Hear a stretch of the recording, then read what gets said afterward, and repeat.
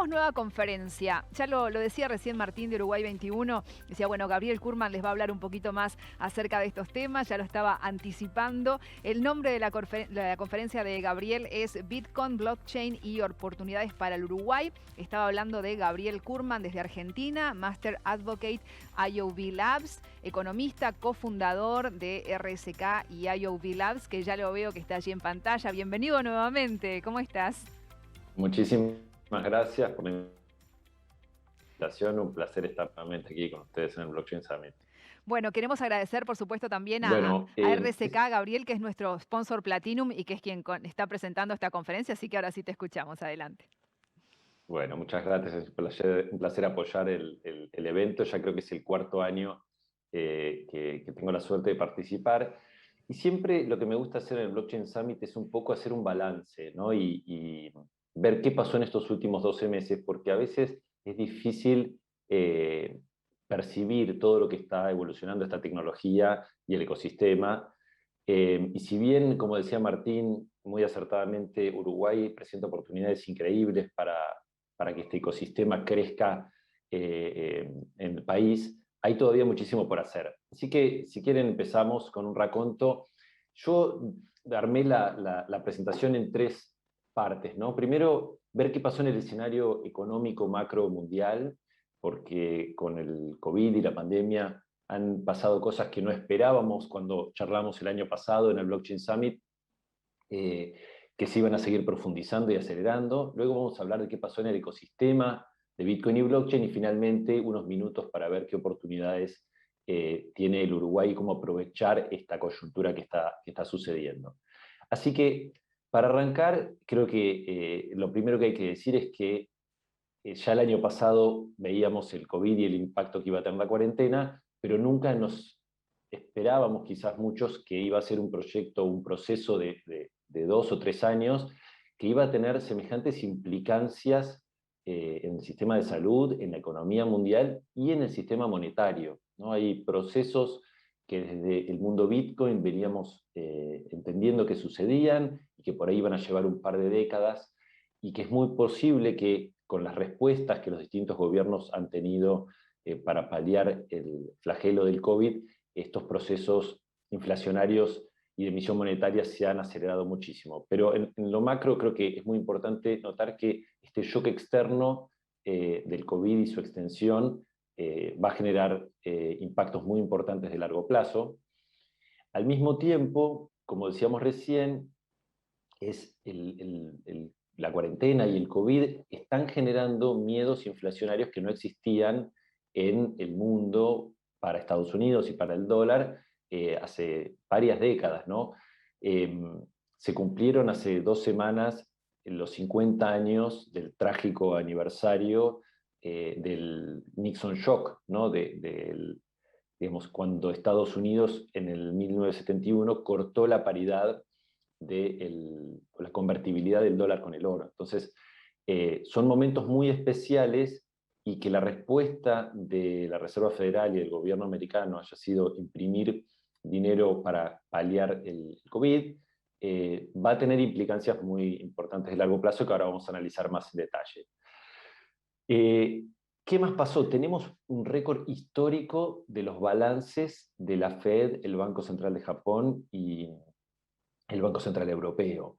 Esto quiere decir que los bancos centrales, además de estar imprimiendo dinero, están comprando activos tóxicos de los bancos, eh, como comenzó a suceder en la crisis del 2008, pero como ven en este gráfico, la crisis del 2008 parece una hormiguita comparado a lo que ha sucedido con posterioridad. Muchas veces decimos que el mundo está atado con alfileres o que los problemas del 2008 no fueron resueltos. Bueno, creo que este gráfico lo explica muy bien y esto es algo que no ha acontecido nunca en la historia moderna. Entonces, es muy importante analizar lo que está sucediendo y no tratar de aplicar recetas conocidas, lo cual es muy difícil porque todos nuestros gobernantes, nuestros reguladores, inclusive nosotros hemos nacido en un mundo donde la reserva de valor eran papelitos verdes de colores sin ningún tipo de convertibilidad, algún activo que fije su posibilidad de oferta monetaria y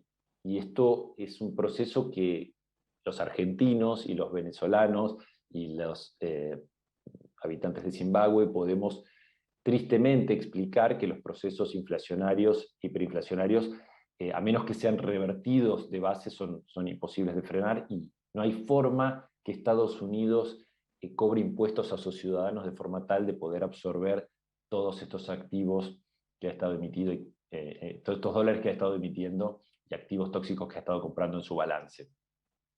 Al mismo tiempo, tenemos, por ejemplo, los bonos alemanes, que tienen un 4% de tasa negativa nominal, y a esto le tienen que sumar la inflación, ¿no? O sea que la tasa real es totalmente negativa. Esto no entra en la cabeza de ningún economista. Es algo que no pasó nunca en la historia de la humanidad, y mucho menos en un proceso tan largo de tiempo. Hay señales de que el paciente está en terapia intensiva, y esto es muy importante que lo entendamos, porque si continuamos aplicando recetas del pasado, nos va a sorprender un tsunami financiero y económico que se puede venir dentro de muy poco. Pero al mismo tiempo, las acciones de las bolsas del mundo están en sus máximos históricos. Y esto genera un efecto pobreza y desigualdad tremendo, porque la impresión monetaria de los bancos centrales lo que está haciendo es apreciando el valor del real estate y de las acciones que están en poder del 10% más rico de la población, y todo el resto que tiene salarios nominales inflacionados y devaluados, es lo que está ampliando esta brecha que está teniendo impactos negativos tremendos para el futuro de la humanidad por la desigualdad que está creando. Entonces, continúan los miedos de la inflación, y esto es algo que tiene que tener el Uruguay muy en claro, porque el Banco Central de Uruguay, al igual que cualquier banco central de Latinoamérica, tiene gran parte de sus reservas denominadas en dólares. Entonces, estamos expuestos a esa inflación que estamos viendo, y tenemos que actuar en forma proactiva.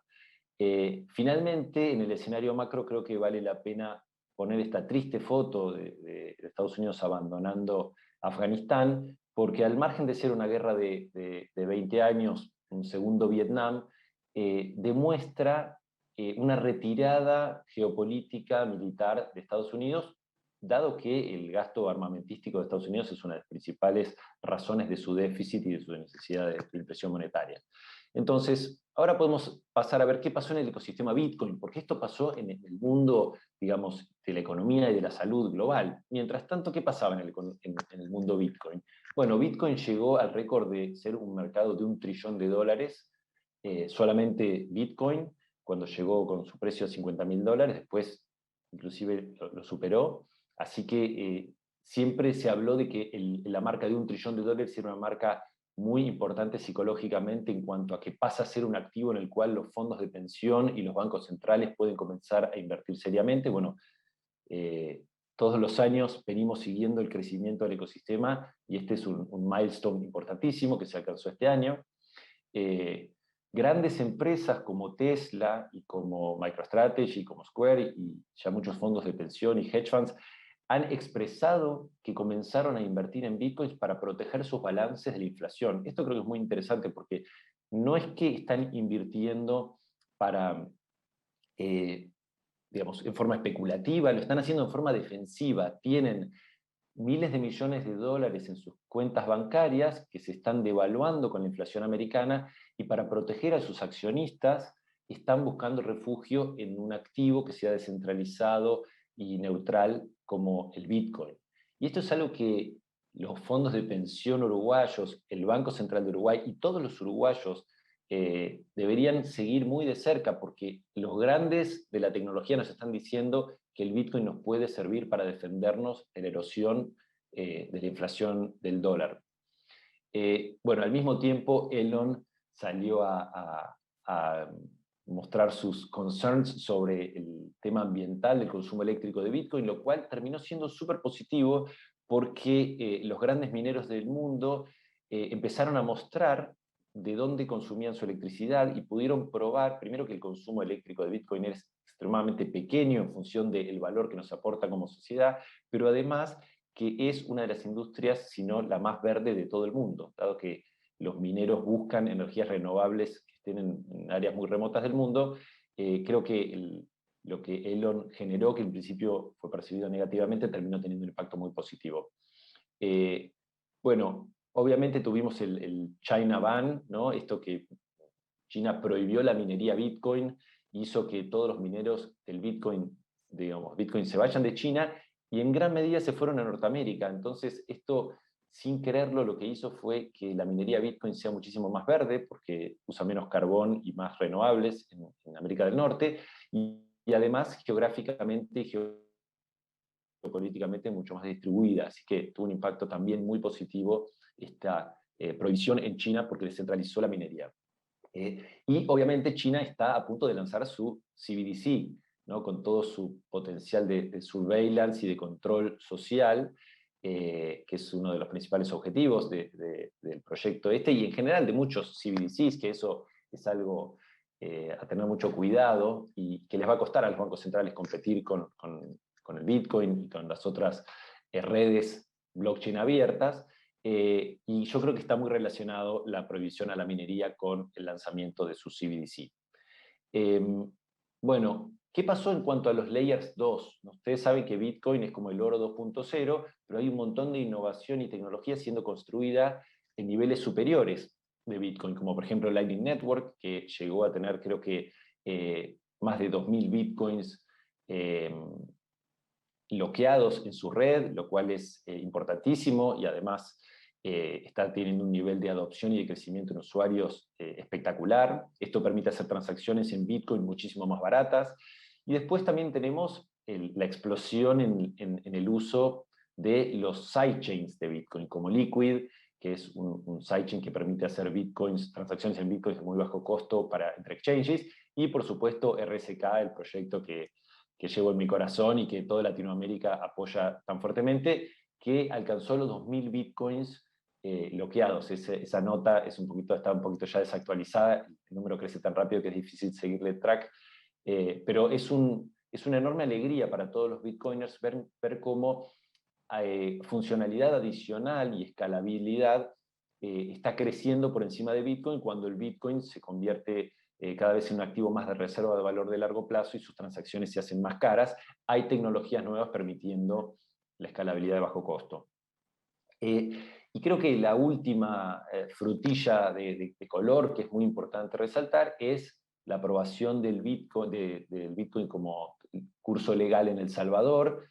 Esto se aprobó hace un par de meses y va a entrar en vigencia el 7 de septiembre. Esta conferencia que estamos haciendo ahora es como la previa al gran lanzamiento del primer país en el mundo que acepta Bitcoin como curso legal, que es súper interesante porque es un país que estaba dolarizado, que no tenía los beneficios del impuesto inflacionario para cubrir sus propios déficits con emisión monetaria, pero sí tenía todos, digamos, las contraindicaciones digamos, lo malo de tener su dinero y el de sus ciudadanos en dólares. O sea, todos los bailouts que Estados Unidos y la Reserva Federal hicieron a sus ciudadanos americanos o a las empresas y a los bancos, de alguna forma lo estaban pagando los salvadoreños y las familias más pobres de El Salvador con los dólares que tenían porque se estaban devaluando. Igual que nuestro Banco Central, igual que todos nosotros que tenemos nuestros ahorros en dólares. Esto es algo que para un argentino es muy fácil de entender, para un venezolano también, y muchas veces los países que tienen economías más ordenadas y bancos centrales más prolijos, les cuesta muchísimo más entender que se está, digamos, destruyendo, hundiendo el barco sobre el que estamos parados. Esta mentira del dólar como reserva de valor que cumple 50 años está llegando a su fin y no es lo mismo. Los que se den cuenta primero van a ser los que puedan ir a los barcos, digamos, de salvataje, porque tanto como en el Titanic no hay barcos ni lugar para todos, solamente para los primeros que se den cuenta de que estamos parados en una reserva de valor incorrecta. Bueno, y hablemos un poco de Uruguay, porque aquí yo coincido totalmente con lo que decía Martín. De hecho, yo soy testigo personalmente porque elegí mudarme con mi familia a Uruguay ya hace varios años, y todos nuestros proyectos decidieron abrir oficinas en zona franca para crear software hacia el mundo desde el Uruguay. Y es cierto que Uruguay tiene todo dado para ser el hub regional de blockchain, pero no es suficiente, porque hay una pelea de otros países, como El Salvador, como Panamá, como Paraguay, como Brasil, que acaba de aprobar un ETF y un stablecoin de real, que todos están empezando a darse cuenta que la tecnología blockchain puede traer enormes beneficios a sus países. Entonces ya no alcanza con pavonearnos con las buenas cosas que tenemos, sino que es muy importante ser muy proactivos y terminar del otro lado de esta revolución tecnológica que se viene en el sistema financiero de pie, porque los que no se ayornen van a terminar probablemente patas para arriba, porque se está viniendo un cambio que nuestras instituciones y nuestros reguladores no tienen la capacidad técnica de entender. Entonces es muy importante que todos los emprendedores y quienes participamos del ecosistema en Uruguay y en Latinoamérica les enseñemos a nuestros reguladores y les pongamos presión para que sean proactivos y no ovejitas seguidoras de ver lo que hacen las potencias del mundo, que son quienes quieren que esto no cambie, porque obviamente sus monedas son las que son usadas como reserva de valor por los otros países como nosotros en Latinoamérica. Entonces, una oportunidad que veo en Uruguay es claramente el acceso a Bitcoin. Uruguay, me da tristeza decirlo, pero es uno de los peores países para que los ciudadanos tengan acceso a Bitcoin. O sea, en Argentina, en Paraguay, en Brasil, en México, en Chile, en casi todos los países, salvo Bolivia, Uruguay y alguno más, hay activamente exchanges que operan donde uno puede transferir dinero de sus cuentas bancarias y tener exposición al Bitcoin. En Uruguay esto es imposible y esto lo que hace es que haya muchísimos menos uruguayos que se puedan beneficiar de la rentabilidad y la protección contra la inflación del dólar que el Bitcoin ofrece. Ahí hay un cuadro donde ven que en los últimos 12 años el Bitcoin tuvo siempre una rentabilidad positiva, salvo en 2 años, y si uno hace la tasa compuesta ponderada, es más del 120% compuesto anual. Imagínense esto expuesto a nuestras AFAP en Uruguay, protegiendo el futuro de los jubilados que hoy seguramente están en bonos de muy baja tasa de interés, seguramente tasa de interés negativa, quiere decir que no va a haber dinero para que esos jubilados en el futuro puedan cobrar una jubilación digna, pero como el Bitcoin es tan difícil de acceder y no hay un proceso que lo permita regulatoriamente para la SAFAP, por ejemplo, para el Banco Central, nuestras instituciones y nuestros pensionados se están devaluando y no van a tener un futuro protegido de la inflación americana.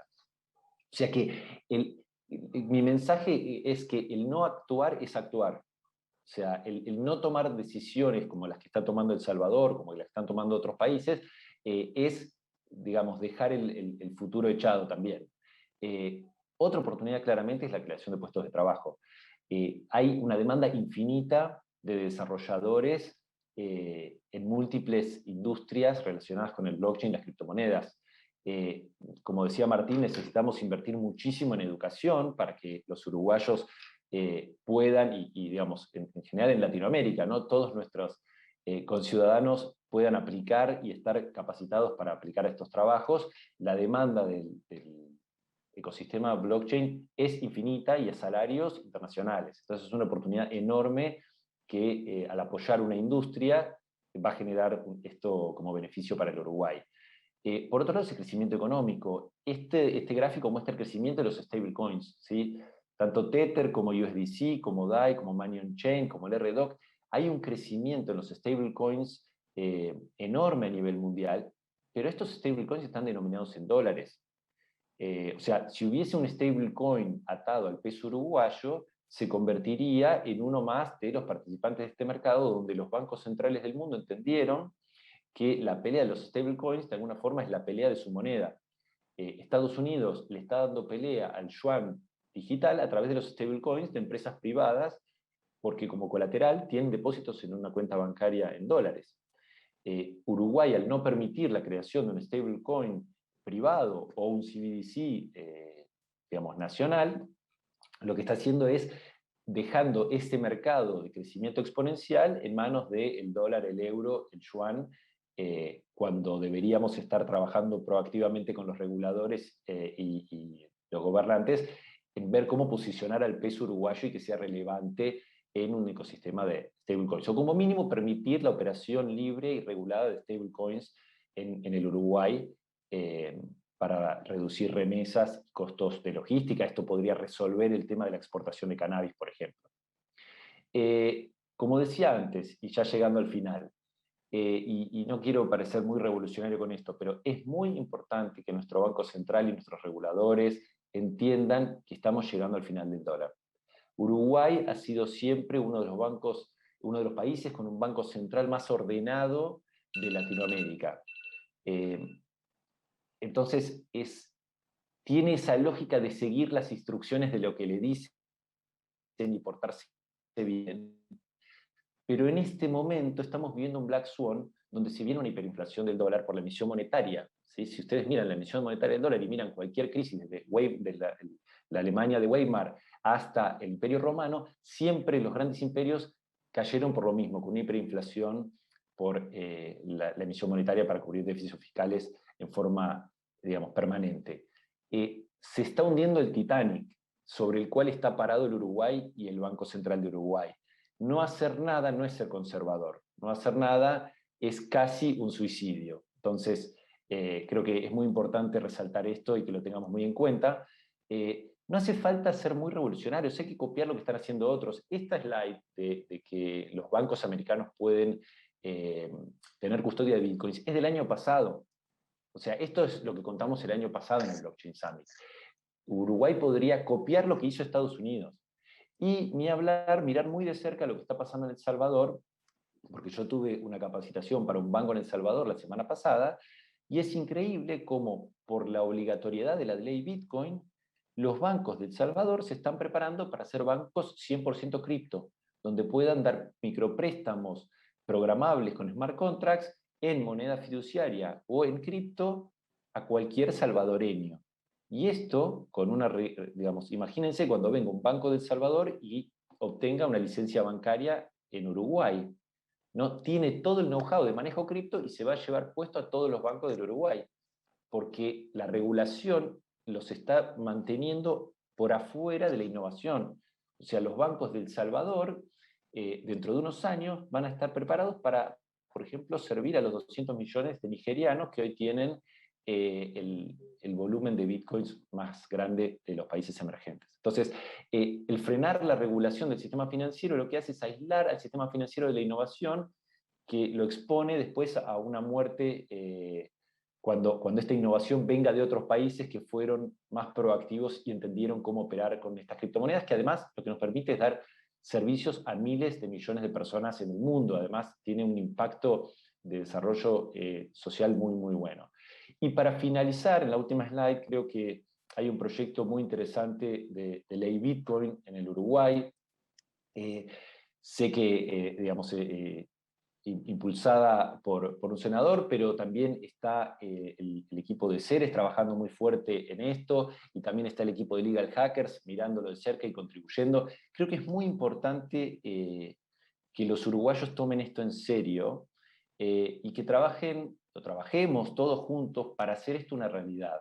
Quizás no va a ser la ley perfecta, es imposible hacer una ley perfecta. Estamos en un momento de cambio de paradigma donde cualquier cambio en la dirección correcta nos va a permitir atraer capital, atraer talento, atraer innovación, generar nuevos puestos de trabajo en el país y posicionar al Uruguay para caer de pie del otro lado de este umbral de innovación tecnológica que se viene. Así que desde aquí los felicito a todos los que están trabajando en la ley Bitcoin, y a los que no están trabajando o tienen alguna duda, los invito a que se sumen a colaborar, y a que no nos fijemos tanto en que sea la ley perfecta, pero sí que sea una ley que le permita, como decíamos antes, al Banco Central saber cómo almacenar bitcoins en el caso de que el escenario de hiperinflación del dólar se acelere, permitirle a los fondos de pensión uruguayos que protejan los ahorros de los jubilados, y permitirle a los uruguayos y al sistema financiero uruguayo que se ayorne al sistema financiero del futuro, que claramente va a tener una moneda nativa de Internet, y donde todas estas tecnologías de servidores obsoletos de los años 70, analógicos, y van a quedar totalmente obsoletos. Así que sigo muy entusiasmado con las perspectivas de Uruguay, pero creo que no tenemos que sentarnos en los laureles. Es una oportunidad única, es una ventana de oportunidad pequeña, porque hay todos los otros países de la región, o por lo menos aquellos con visión, están intentando atraer a estos emprendedores y a estos proyectos a sus países, y es muy importante que Uruguay tenga una estrategia activa de país para atraer la industria blockchain y adoptar el Bitcoin en forma masiva en el país. Así que muchísimas gracias por la invitación nuevamente y un placer estar en el Blockchain Summit este año nuevamente. Muchas gracias a vos, Gabriel, un placer tenerte entonces por allí. Que tengas muy buena jornada. Gracias. Hasta la Hasta luego. próxima.